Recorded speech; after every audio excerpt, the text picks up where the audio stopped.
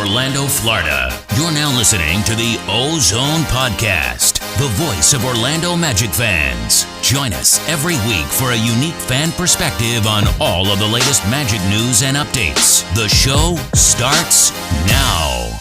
What's up, Magic fans, and welcome back to another episode of the OZone Podcast, brought to you by DraftKings and part of the Basketball Podcast Network. We're your hosts, Al, myself, Anthony, and today is Friday, September 10th.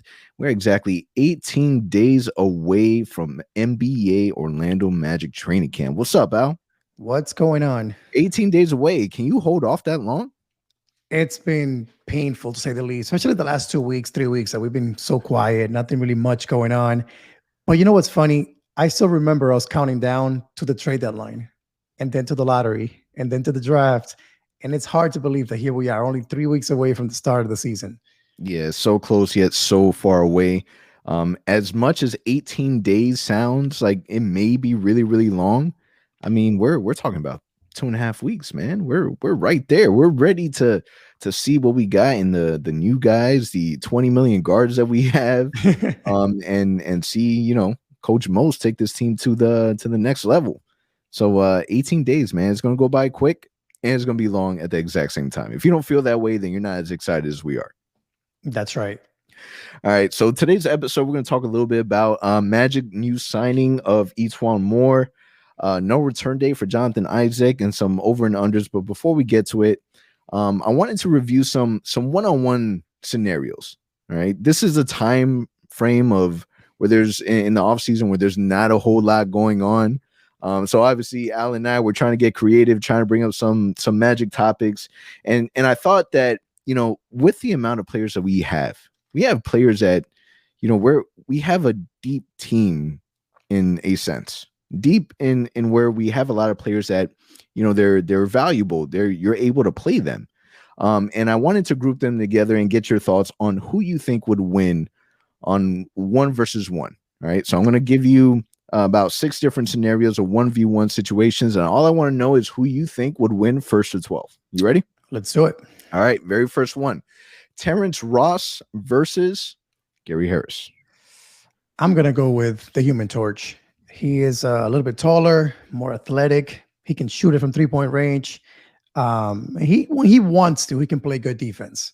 So keeping it short and simple, Terrence Ross for me. How about you? I like Terrence Ross. I would definitely go with Terrence Ross as well. When we put it on social media, the fans had also said 90% to 10% Terrence Ross. But I mean, don't sleep on Gary Harris. I think it would be extremely competitive. I think it would be really close.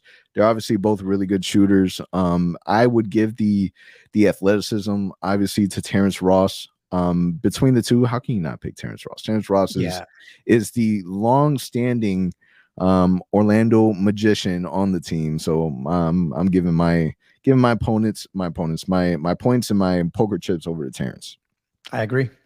The next one. This one was interesting because I really thought that, you know, from everyone else's perspective, it'd be a little closer, but Chuma Okeke, Jonathan Isaac. Ooh. I haven't seen J.I. play in such a long time. I'm still going to go with J.I., man. It has same been a thing. while. Similar reasons. I feel like he is taller, of course, longer wingspan, a little more athletic than Chuma is. The shooting part, I give it to Chuma as of right now. But the overall game, J.I. got, I mean, with his defense alone, I think he can shut down Chuma. But that'll be a fun game to watch. But I think, in my opinion, J.I. comes away with it. I'm going to go with Chuma Okeke just because you said Jonathan Isaac, and I refuse to agree with you on every single one. Yes.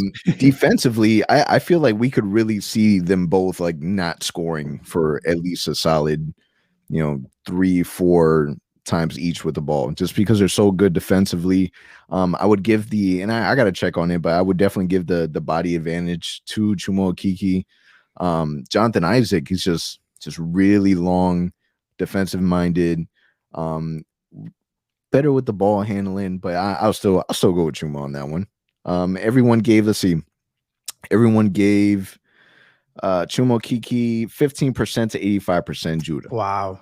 So if we go with the audience, I'm 2-0, so I'm beating you right now. You're beating me. All right, so this next one is fun. Cole Anthony, RJ Hampton. Cole and RJ. Man. I think RJ comes away with that one. Again, I'm gonna go back to the same thing. More athletic, taller, lengthier. I feel like he can shut down Cole. So RJ for me. I like Cole Anthony in this matchup, and everyone agrees with me. 70% Cole, 30% RJ. To me, Cole Anthony, we could see a stretch, and you probably wouldn't get it from Summer League. So don't judge Cole Anthony in just Summer League.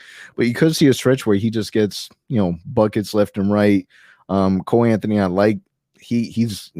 Offensively, he's more offensive than he is defense, right? So I think that driving wise, shooting wise, even being creative to the basket, I got my chips on Cole Anthony. You said the audience said 70% Cole, 30% RJ. Okay. All right. The Franz brothers, the Wagner brothers. We got Franz versus Mo. I'm gonna give that one to Franz, even though he's a rookie. He's got more of a complete game. He can shoot it from three, I think, a little bit better. More mobile, better defender. So I'm gonna go with Sweet Franz on that one. You gotta go with Mo, man. It's an older brother, and you have to imagine that Mo's been kicking that ass for the last 18 years. Bigger size, bigger body, NBA experience. He's not a rookie. And the dude balled out internationally. I gotta go with the bigger brother. And in my opinion, this isn't something that I've read or seen or confirmed anywhere. But in my mind, they already battled it out 1v1 for that number 21 jersey, and Mo won, and that's why he's getting the 21. That's why Franz had to give up the 21. What did the listeners, so the audience? Nobody agrees with me. 68 Franz, 32% Mo. Whatever. All right, this is the fun one. This one was really close. Wendell Carter Jr. versus obviously Mo Bamba. You go first on this one. I'm going Wendell. I just see Wendell just backing it up. 1v1, take it down to the post. Mid-range, 3-point. Like I see Wendell giving Mo the business. See, man, but you're forgetting that Mo Bamba is spending some time with Coach Mosley, getting stronger, getting better. This guy. I'm gonna go with Mo Bamba again. 3-point shooting is better, more mobile, better. I feel like he's a better defender. So I'm gonna give Mo the edge on this one. I mean, since we're on that topic, do you think that the little time that he spent with Coach Most that we will see an immediate difference, like right off the bat, first game, second game, first 2 weeks? I think so, and the reason being is he keeps talking about Mo Bamba. Keeps talking about motor. That's what he's working on. I can so see that being Coach Mosley getting on his ear, saying, "Hey, I've been watching you. I've watched plenty of tape on you. Everyone knows that's what you got to work on." And I don't know why. Maybe Clifford did it. Maybe he didn't. I don't know. But I can tell that Coach Mosley wants him to succeed, whether it's in Orlando or somewhere else. And I think he wants him to fix that aspect of his game.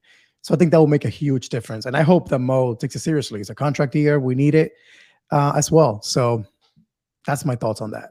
I think so too. I think that you would have to come into it with an energetic mindset, fresh start, new beginning. This is when things don't go well for a player for a while.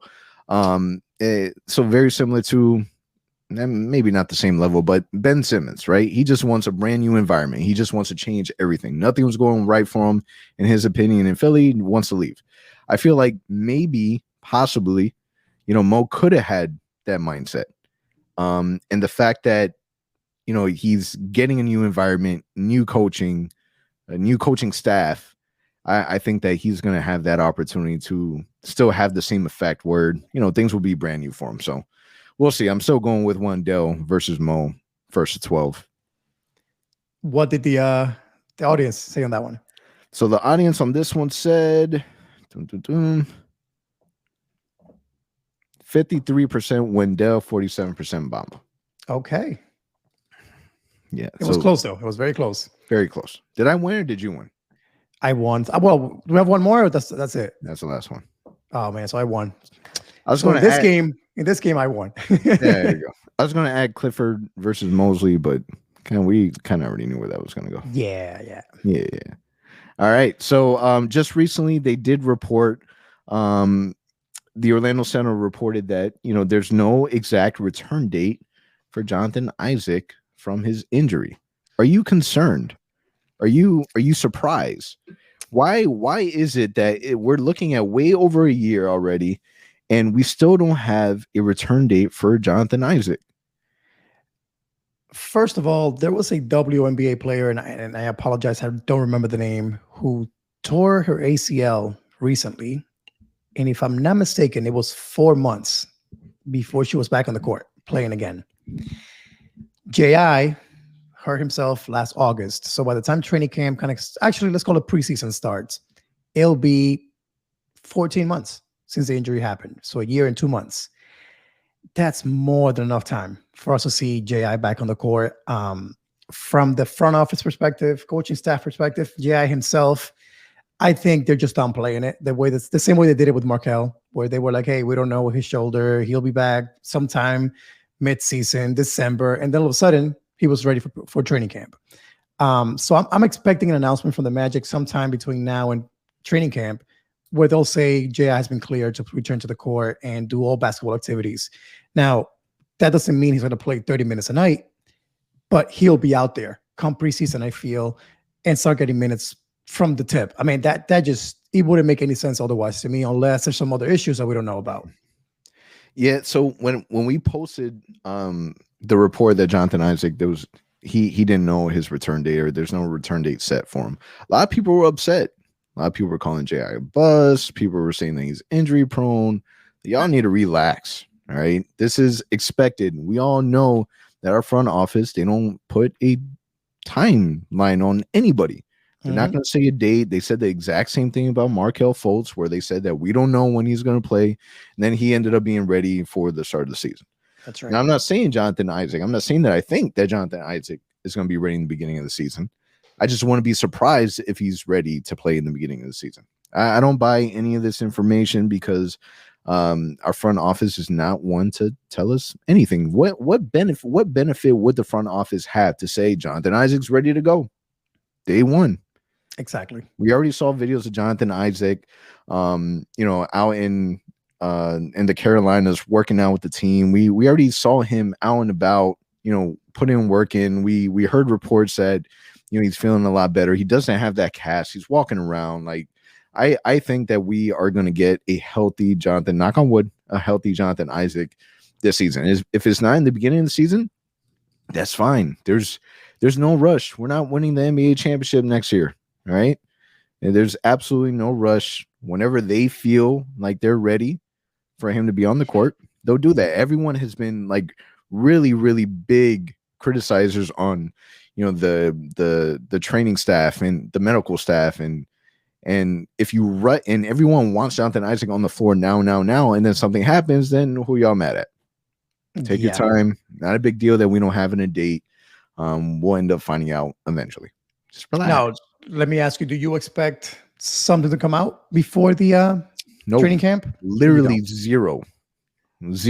And I even imagine, or I'm preparing myself to hear during training camp, Jonathan Isaac being left out of certain workouts. Really? I'm preparing for that mentally. See, I'm the opposite. So I'm thinking he'll be there. He'll be working out. But then again, I think your approach is better. That way you're not let down if he's not out there for whatever reason. He may do a whole entire training camp, no problem, ready to go. I just want to be surprised if for precaution's sake they keep him out. When he does get the green light to play, we already know that they're going to put restrictions on his minutes. We know that that's going to happen. Yep. I think that we just need to alter our thought process of what we want compared to what we should expect. Yeah. All right. Now, Robin Lopez has been officially introduced to the media. I didn't get a chance to watch the introduction. I know that you have. What were your thoughts on, Robin Lopez and what he had to say about joining the Orlando Magic? First things first, I was surprised it took that long for the Magic to actually introduce him. From August, whatever it was, 4th, 5th, when he was signed, almost a month and change went by before he was actually introduced to the media. But first things first, guy's a fun guy. One of the pieces in the actual introduction, Stuff made an appearance. Welcome him to Orlando, and there was a little bit press of conference. Oh yeah, And there was a little bit of a back and forth there. But you can tell there'll be a lot of fun happening between Robin Lopez and stuff this in the season. press conference. Yep. Has that ever happened before to like It, any player? it has not. So you got to watch it. I won't spoil it for you, but you got to watch You it. already out. You already spoiled it. You got to see what happens. It's already done. All the listeners right now that didn't watch a press conference, now they're going to want to watch it, but now it's spoiled. Thanks, Al. They got to watch it. That's my takeaway. Now, on the basketball side of things, he said all the right things. You know, one of the things that I really, really like to hear was that he knows his role really, really well. The coaching staff has made it clear what his role is going to be. He himself compared himself to a utility man or a relief pitcher in baseball, saying, I'm here to train and develop these young guys. But when needed, just like relief pitchers do in baseball, I'm going to come in and do my best and earn some minutes. He also wants to play. He made it clear he wants to play, but he understands his role and what his mission is with this team at this moment. So that to me was important. I remember when he was first signed and people were saying, oh, that's a bad sign for Mo Bamba. That just means that he's going to play over Mo Bamba. And again, I never thought of it that way. I always thought at his age, with his experience, his role was going to be to come in and develop these young guys to become better players overall. So bottom line is he said all the right things, seems like a great teammate and someone who understands his role. I think is important for us because the last thing we want is vets to come in with the mindset of, I want to take minutes away from these young guys and shots away. We know what our team is all about right now, development. So I'm glad he's on board with that. Yeah, I think that, even with the report from ESPN when they had their articles of grading, best and worst offseason moves and listing, best and worst fits, and they listed, Robin Lopez as a bad fit for the Orlando Magic. I think is a great fit. I think that, he with Mo Bamba, with Wendell Carter, they've had some injury challenges, and he's definitely someone that you can plug and play in there. And he's a big body. Dude weighs 281 pounds. Like Wendell Carter is 270. Mo Bamba's around the 230, 240. Like this dude is going to be able to push people around. And I always said that, every team needs an enforcer, and Robin Lopez may not have like, the James Ennis type mentality of an enforcer, but he ain't no pushover either. Yep. Like he's going to go in there. You've seen him battle it out with other big men and throwing elbows and whatnot. And I think that, he is a perfect type of vet for this team. And I think that at the very least, battling out in practice every single day, that's only going to help out Wendell and Mo Bamba. Yeah. And that's what he said. He's like, he can't wait to get on the practice court and start teaching these guys.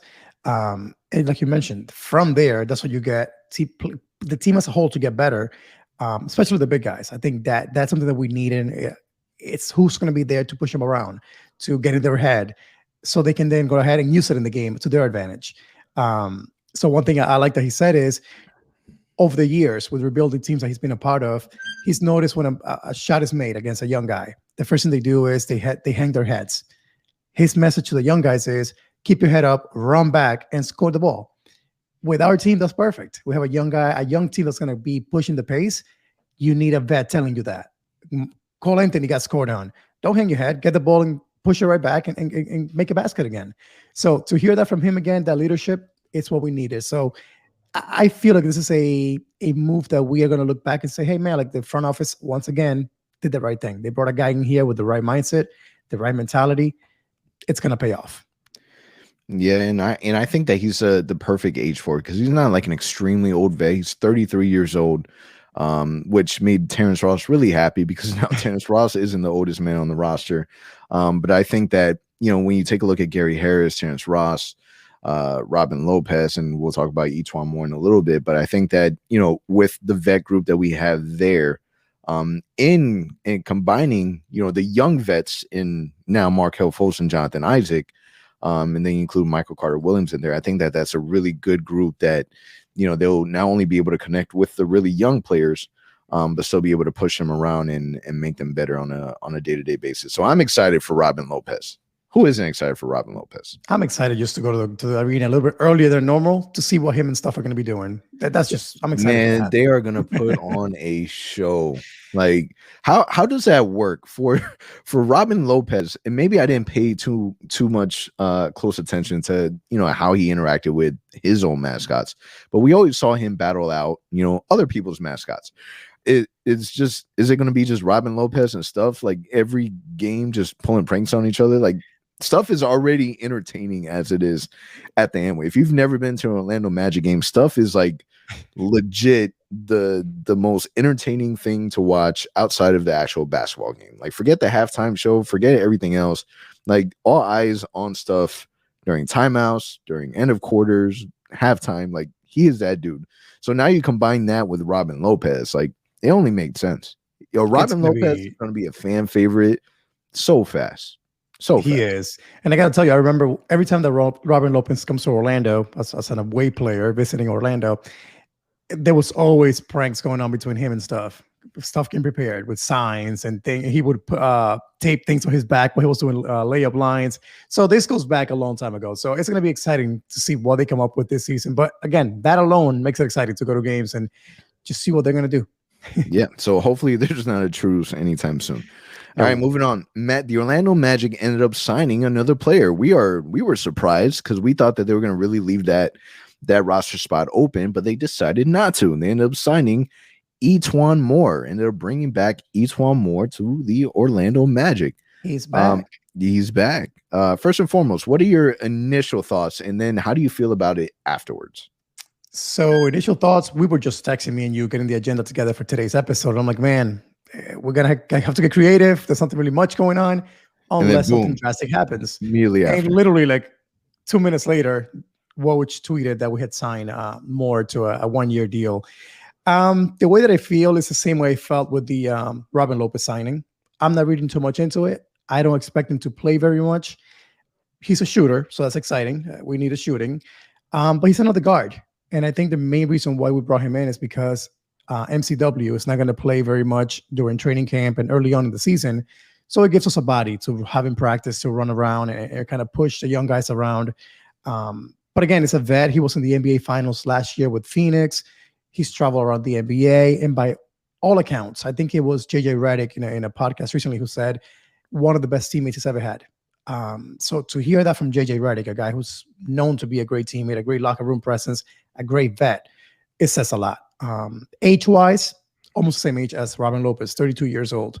So in that age group where he can still play, but he is in that part of his career where he's kind of winding down and becoming now a locker room presence. Yeah, you can view this a couple of different ways. A lot of people were upset. They're like, why? Why do we have so many guards? Do you remember the season when we barely had any guards and now we're complaining about having too many guards? I get it. But, I mean, look, you already mentioned it. MCW, he's going to be out. Just had surgery not too long ago. He's going to be out for some time. You want to be able to have veteran presence to kind of, fill that gap.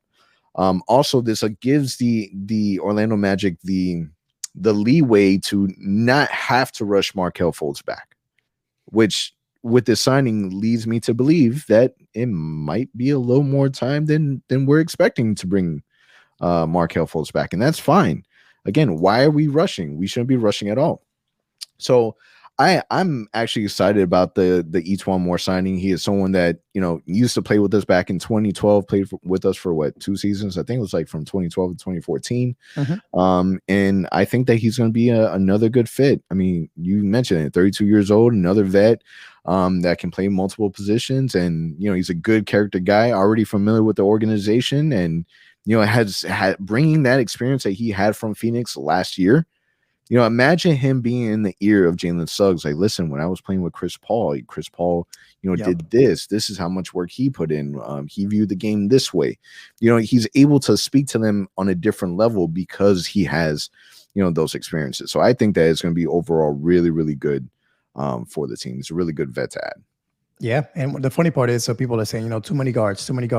The first thing I did was I went to 82games.com. If you guys haven't checked out this website, it basically breaks down the amount of minutes players spent on certain positions while they're playing on the court.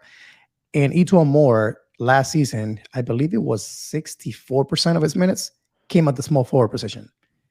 So even though he's 6'4", so a little bit undersized, kind of like Gary Harris, he played mostly that small forward position. Again, he can shoot it. He's pretty fast. He's an okay defender. So that allows him to play that position. So again, the Magic are going with a team that has pretty much guards, forwards, and a couple of big guys. And then it's like, we'll figure it out there. Well, there's no positions in our team. We're going to figure it out. And that's today's NBA.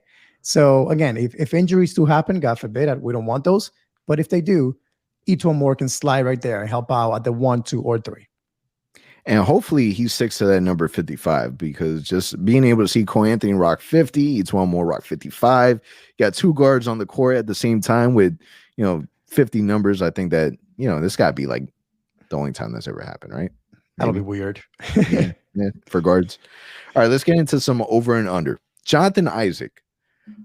Let's say that he's healthy. Let's say he's back. We're good to go.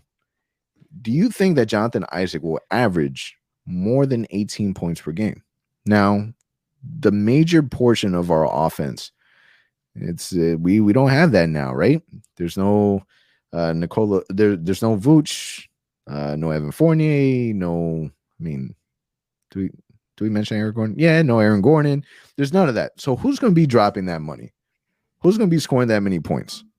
Could Jonathan Isaac be that guy? Could he average 18 points a game? If healthy, J.I. is that guy. I really, really feel the keys have been basically given to J.I. to say, hey, you are not only our main guy on defense, we're going to give you the ball too on the offensive end and let you create. For years, unfortunately, the injuries have not allowed us to see this, but we keep hearing from the front office that his offensive game has taken a major leap. And we saw glimpses of it at the bubble last year where you were like, wait, this is not the J.I. that got hurt before January. Like, he looks totally different. And for years, we've heard some KD comparisons, not even close. I mean, I don't even think we're going to come to even 50% of what KD is on the offensive end. But even 50% of KD, I'll take that on the Orlando Magic. So if he can score, and he has the ability to, this is the season to show it. Because again, the ball will be in his hands a lot. And not only that, we have guards that are facilitators. Jalen Suggs is an offensive first, a pass first point guard. Markelle Fultz is as well. RJ Hampton, as much as you want him to be a little more selfish, he facilitates. Cole Anthony is the only one that I think looks for his shot a little more than the other point guards. So with that being said, I can see it being realistic, but the major but is the health. That's what may get in the way. I don't see him scoring 18 points a game. I would love for him to score 18 points a game. I think someone needs to step up and be the face of the franchise. And why not Jonathan Isaac? This is a player that, was making a really strong case early on to being, all NBA defense. Could he get back to that? I think so. Absolutely. Mm-hmm. But there was always concerns with him in the past, the shooting ability. He took a lot of shots in that corner, and a lot of times we didn't see those shots go in. But we've seen reports that, Jonathan Isaac is still working on the shot during the injury. Markelle Fultz is still working on the shot during the injury. We might see a different Jonathan Isaac in the terms of, better shooting capabilities. But I think putting that pressure on him of scoring 18 points a game, I don't see it happening. I honestly, this might be a hot take, but I can see that coming from, and we're going to talk about that next, but I can see that coming from Suggs straight off the bat. But it's because we can see him easily scoring. He's used to scoring. Jonathan Isaac is coming from a defensive background. And I think that if we can get that same level of defense from Jonathan Isaac, I would prefer that level of defense than the 18 points a game, in my opinion. Makes sense. If we get both, perfect, awesome. But if not, I'll take the defense. Yeah, I mean, like I said, the health is maybe the main issue, but last time we saw him play a full season, 2019, when we made the playoffs, in 28 minutes a game, he averaged 12 points a game. He shot 34% for three-point range. So if you add to that maybe a few more minutes a night, he only shot, I mean, I don't have the stat in front of me, unfortunately, but he didn't take many shots. So I think if you add to that another 5 to 6 shots a night, a couple more free throws, you're right there. Again, if the health component it's there. I can see it happening. But again, it like you said, if the focus will be for him to be a leader on the defensive end and that's it, kind of, then yeah, I can see Suggs and other guys kind of take that and run with it. And I mean, don't get me wrong, because before he got injured in the bubble, we saw a very aggressive Jonathan Isaac, where he was looking for his shot and he was being effective with his shot selections. So you bring up a good point. So I mean, obviously he's going to have the opportunity where the ball is in his hands more. And it's a possibility. I'm not there yet. Like I got to watch, a couple games before I make any rational, opinions on it. So I found it just real quick. I want to bring this up. So he took 9.8 shots a game in 2019, his last full season. And that's when he averaged 12 points a game. So if he's shooting 15 to 18 shots a night as the number one option for the Magic, again, you might see that scoring be closer to the 18 points a game. Again, would it be over 18 though? I'm not sure, but it could be 17.5. It could be 17, 16. It all depends on his 3-point shooting. And I mean, somebody's got to do it. Yeah. Somebody is scoring more than 18 points a game. Yeah. We'll find out who. Jalen Suggs. Will Jalen Suggs average more than 15 points a game? Ooh. That's a good one. And this one is all about, is he starting game day one? That to me will be the major factor here. I'm going to say yes. I'm going to go over on that one. Mainly because I think Jalen Suggs is his starter day one. Whether Markelle is healthy, whether he's not, doesn't matter what happens. Jalen Suggs either going to be the point guard or shooting guard for the Orlando Magic game one.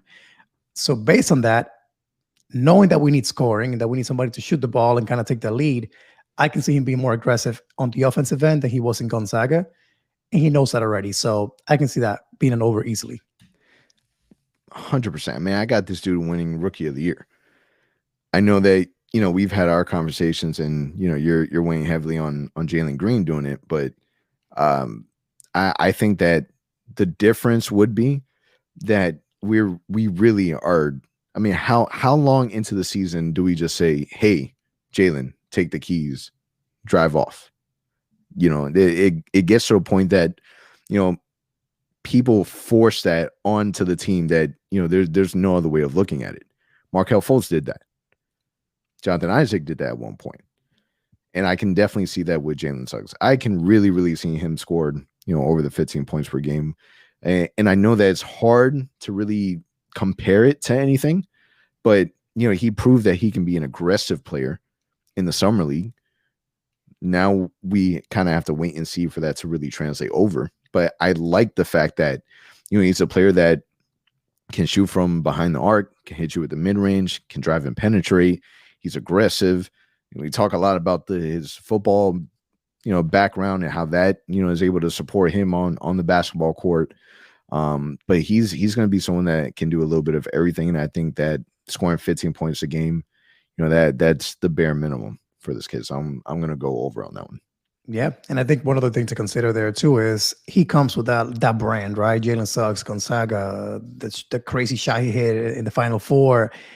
I think he'll be a respected rookie with the NBA referees. I think he'll get a little more calls than the typical rookie.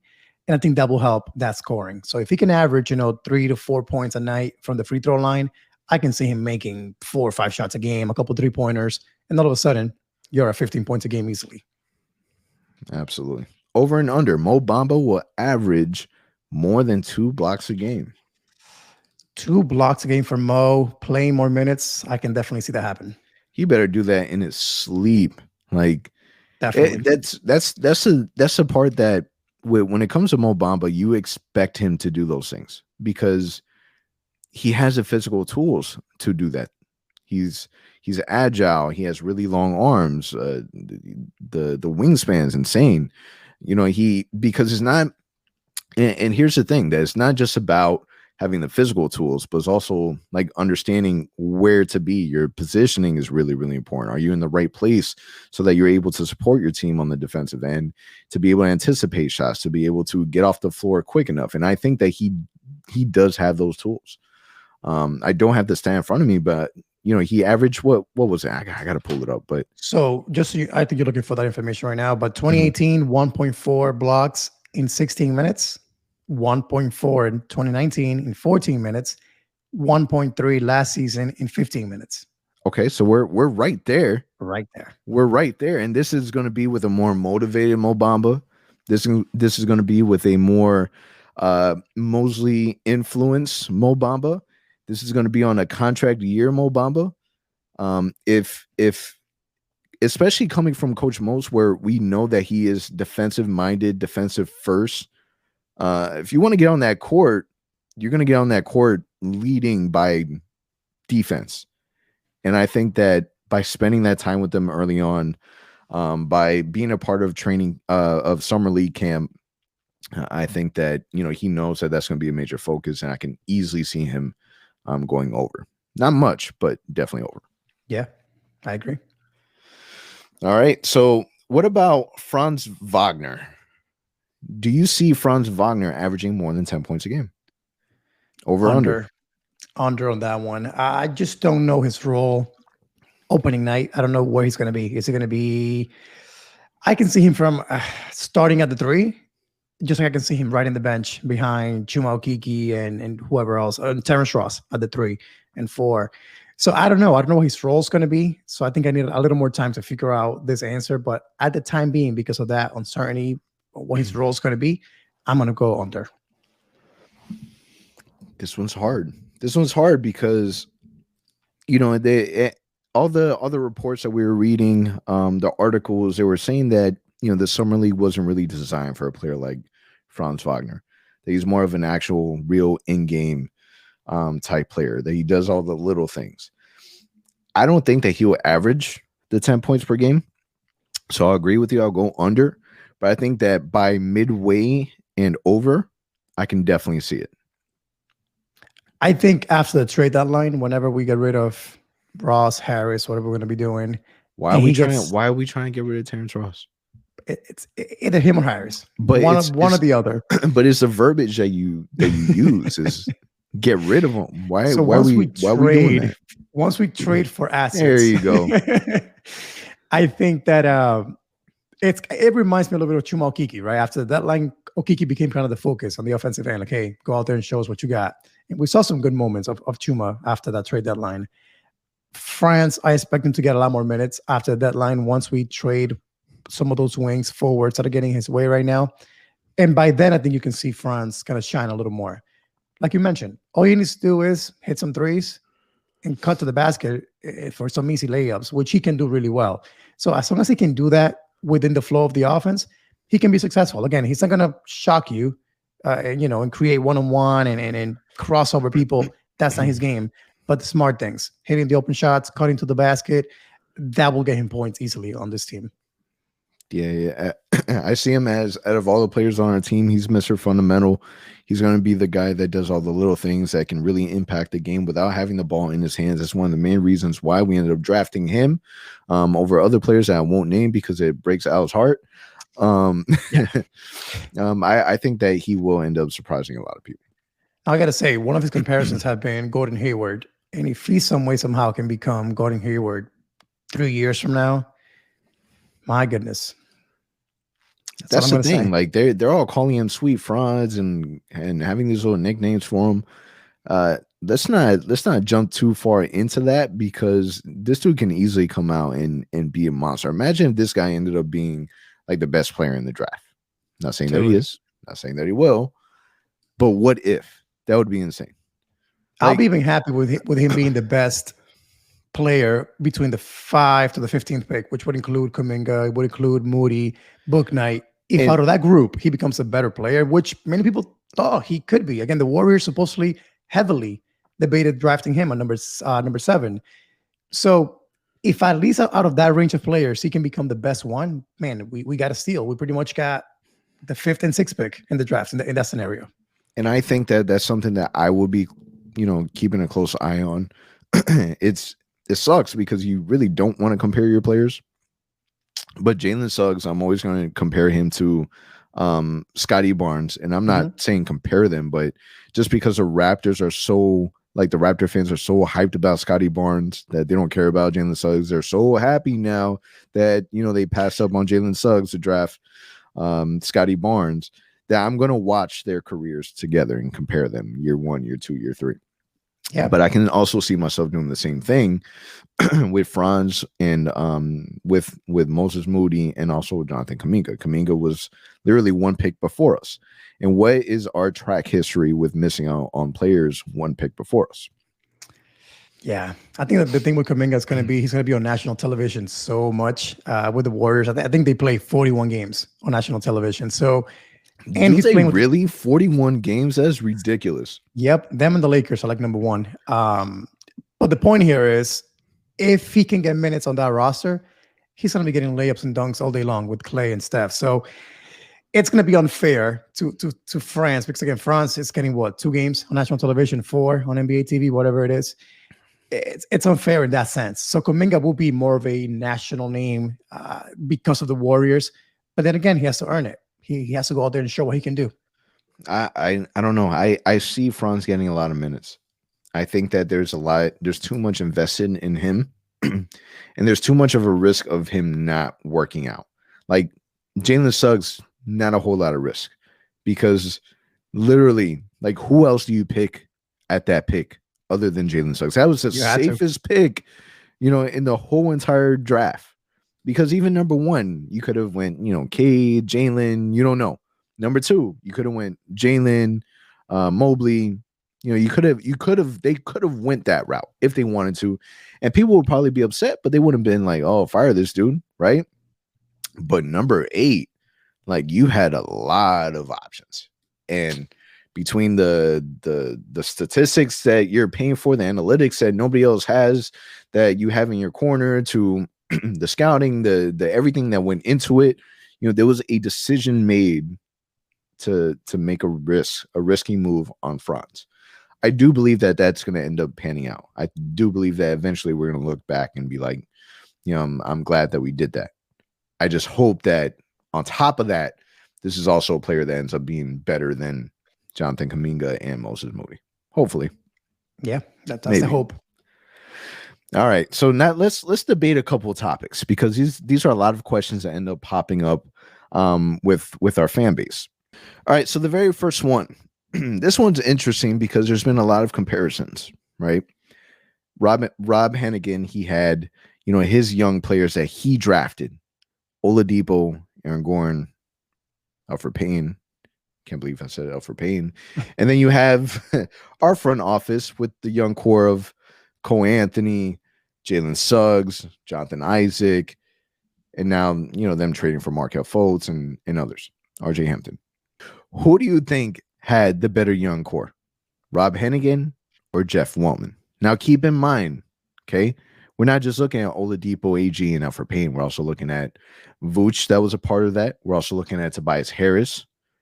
With those 5 players, you have now Jalen Suggs, Markelle Fultz. We'll throw in RJ Hampton, Wendell Carter, Chuma Okeke. Who had the better young core? Or is it still too early? I mean, it's still too early. I mean, we know what happened with the Rob Hennigan era, right? We know what the players turned out to be. None of them succeeded in Orlando. So it's easy to now look back and say our current players, because we don't know, that they're up in the air with the future still out there. All the hope is there. But I will say the collection of players that we have now, I don't know, they're more mainstream players. They went into college or international, highly rated, from RJ Hampton, Cole Anthony, Jalen Suggs, Markelle Fultz, Mo Bamba, Jonathan Isaac. They're all guys that were projected to be top 5 picks, top 7 picks. You cannot say the same with our previous young core that we had. Even like Alfred Payton was picked 9th. But man, I don't know about you. As a front office player, I don't know. I would have never done that myself. Like drafting him 9th. I just wouldn't. Oladipo, we loved him to death. But we know out of college he had no offensive game. It was all about defense. AG, same thing. So I feel like our current build of young players, there's more hype around what they can do. There's more higher ceiling. than what I think our previous younger players had. It's easy to say it now that we know what happened with the older guys, but I really feel that there's more of a higher ceiling with our current guys. It's I really and I might get backlash for it. I don't care. I really like that team. Like I really like the Rob Hennigan team that we had, the young core that we had. They were really fun to watch. I like the Tobias Harris. I like the Victor Oladipo. I like the Aaron Gordon. Things would have been completely different. Where things really went wrong is Mario Hezonja. Like that was that missing, like, if we would have got that right, we definitely would have been a little more so. Like imagine not having Mario Hezonja and instead we got Devin Booker. Like that changes it like completely. Rob Hennigan still might be the GM. Like who knows? Right? But when you take a step back and you look at it, Vooch ended up being an all-star. Tobias Harris, an all-star. Victor Oladipo, an all-star. Who knows what would have happened if we would have kept Sabonis, an all-star. And granted, we can argue that certain things impacted that. Tobias Harris moving to another team, Victor Oladipo getting the experience for Russell Westbrook. I get that. I hear all that, right? That still doesn't change the fact that they did become all-stars. I think that it's still too early to tell with what we have because there's still a lot of unanswered questions. Can we stay healthy? Can Jonathan Isaac end up being the player that we believe he will be? Can Markelle Fultz really continue to grow and improve? RJ Hampton, can he grow another 3 inches? Like there's still a lot of questions that need to be answered. I think that when it's all said and done, yes, 100%. This team that is being created right now will end up being way better than Rob Hennigan. But at the same time, we have to wait to let that play out. I think that if we compare the young player era, then definitely, Jeff, we did solid. I think that we definitely have a way better young core. I do think that we have to wait it out and see how things play out, but I definitely think we do. Yeah, because a good point you make. Out of that young core that we had back then, what do you mention? 4 all-stars? Do you expect out of this young core that we have to have 3 to 4 all-stars come out, whether that is in Orlando or not? I hope so. It better be in Orlando. Hopefully, right? It's hard. It's so hard because who are we talking about? I can see that in Jonathan Isaac. I can see it in Markelle Fultz. I can see it in Jalen Suggs. I honestly, I'm gonna be honest there. I think that's about it. Honestly, unless somebody takes a major leap that I'm not expecting, I don't see all-star potential in anyone else at this moment. Now, I see it. RJ Hampton is on that border for me because he really didn't have the opportunity in Denver. He got the opportunity in Orlando and he took that opportunity and ran with it. And he's going to get better. I can see it, but it's hard when you take a look at the players in the East right now. Is there enough room for the Orlando Magic players? Not right now. And I think you made a point about, so back in June, July, saying the East is getting older. It's the KDs, the Hardens, it's a lot of players that are 30, 33, 34. I think as the Magic players keep getting better and develop into what they'll become when they hit age 25, 26, that's their prime. That face of the East is going to be either retiring or now they're going to be too old and playing a less of a role in their team. So I think at that point, that's when you can say, hey, this guy's going to step up and be all-stars and maybe sneak in. But I feel like the young guys now fit better. I feel like we've heard this before. That Hennigan era, they all thought they were the man. They all thought they were the number one option. There was no clear-cut definition of what were their roles. They just thought we're the man, all of us. And that led to issues. They became all-stars, not in Orlando, because, again, you can't have 3-4 all-stars in one team. That would never work. Then again, it did elsewhere. So hopefully with these young guys, they can develop together, stay together, but also know their roles, because if not, it's not going to work. I agree. Let's see what happens. Jalen Suggs, will he be the starter on day one? Straight out the gate. Should be, especially in a season where we know we're not playing for the 5th seed, the 4th seed. If we're lucky, we're playing for a playing tournament seed. If we're lucky, if everything goes perfectly fine and everything's amazing, no injuries, that's our best case scenario. So with that being said, let this young guy go out there and ball. I mean, he's coming in with all the hype out of college. One of the best prospects. Some may say the best prospect out of this draft class. Hopefully that's the case. Let him play from day one. Don't protect him and let's bring him along slowly. No. Throw him out there. We all want to see him. Let him play. Yeah, speaking of that, can we get an update on this man's wrist? Like, are we healed? Is it not good, healed? bro. Like, can we get good. Can we get an update? Oh, he's good. Yeah, I think how do you not like training camp? Obviously, you have to wait for that. With a healthy Markel, with Markel being held out till January, like start the man. Like he's your number, 5th pick. Start the man. There's no reason not to. And we're in no position not to. We're talking about really wanting to develop our players, really wanting to grow. How there's no, you can't even explain it. Like, what reasoning do you have not to start them? And like I said earlier, not for nothing, but let's be honest. Out of all the guards that we have, Markel included, isn't he top 2? Including RJ Hampton, Cole Anthony, Markel, Suggs. Heck, throw in there Gary Harris if you want to. In my opinion, he's up there. So if he can show it in training camp, he can put up decent numbers in preseason. There's no way you can say to this guy, we'll bring you along slowly, come off the bench. That shouldn't happen. Yeah, and I think that, with not having Clifford anymore and it's Coach Mosa, I don't think that we have to worry about that. At least not as much as we used to. Because before, the fear was, are we going to play the young players because Cliff really wants to play the vets? Now we have a player, a coach that wants to really develop the young guys, wants to teach them how to play the NBA game. And I think that there's no better teacher than experience. I agree with the front office when they say, the best way to learn is to have them play in meaningful games. I agree with that. Do everything you can to try to get there. But if you can't get there, we at least can fall back on that experience for the young guys because they need to be put in those positions. A prime example, RJ Hampton in Denver, barely no experience. In Orlando, a whole lot of experience. And we've already seen development in such a short time span. And I think that is so important for these young guys that there's really no other way to really do it.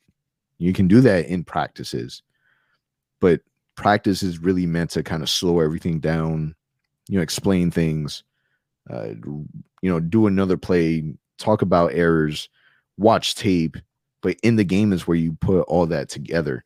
And I think that, you got to do that from the front seat, and Jalen Suggs needs to be in the starting lineup. I agree. All right. Good stuff today, Al. Final thoughts. Man, I want to be surprised here over the next week. Well, again, I keep saying this every week. Give me some new jerseys. Give me some news on Markel. Give me some news on JI. Again, I gave you news on JI. There's no timetable for his return. I know, but I'm still waiting for that video, like the Markel video back in 2019, where they just kind of drop it out there in the 2020, where they kind of just dropped it without nobody expecting it. So I'm hoping for something similar to with JI. Just show me him on the court, working with Coach Mosley, hitting some shots. Like, show me something. I think we're due for that.